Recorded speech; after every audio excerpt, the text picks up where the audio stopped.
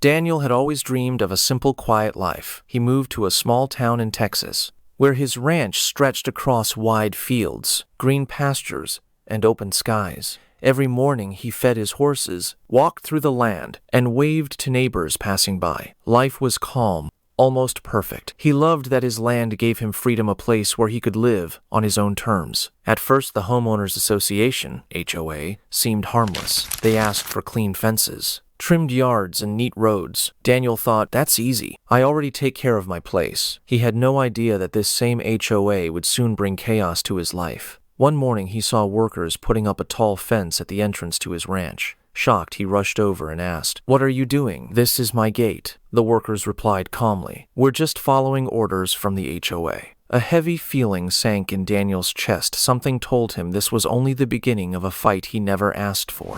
A few days later, Daniel received a letter from the HOA. The heading read, "Notice of Restriction." His hands trembled as he opened it. The letter stated that his ranch entrance was considered community property, meaning he no longer had full rights to use it as he pleased. He was warned that he could not bring large trucks or supplies without permission. If he disobeyed, fines and even legal action could follow. Daniel sat on his porch with the letter, his heart sinking. This is my land, my gate. How can they treat me like a guest in my own home? That night, he couldn't sleep. He replayed memories of when he first bought the ranch, believing it would give him freedom. Now that freedom felt like it was being stolen.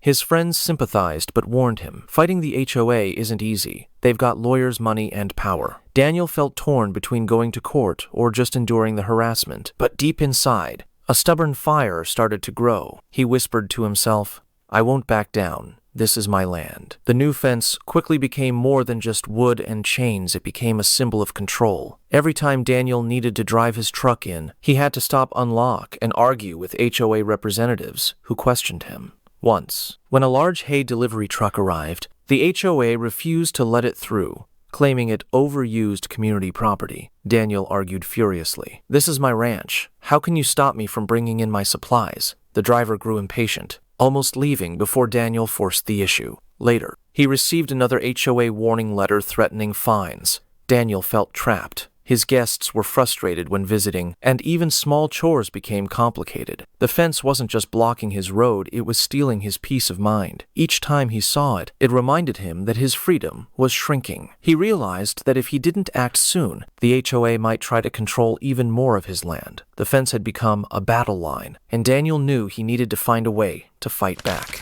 One evening, Daniel sat on his porch watching cars line up outside his gate. Many neighbors used the road as a shortcut to town. As he observed them, an idea struck him like lightning. If the HOA insists this isn't just my road, then maybe I can treat it like a public road. A mischievous smile appeared on his face. What if he turned it into a toll road? After all, if they wanted to call it community property, then the community could certainly help maintain it at a price. The very next day, Daniel built a small booth by the gate. He painted a sign by hand, "Private toll road, 2 per vehicle." When the first car stopped, the driver laughed in disbelief. "You're charging us now?" Daniel had a box filled with coins and bills. For the first time in weeks, he felt in control again. What started as frustration had turned into clever resistance. As days passed, Daniel improved his little toll booth. He built a wooden shelter with a roof, placed a chair and a table inside, and painted a brighter sign, "Daniel's Toll Road 2. Thank you for supporting private property."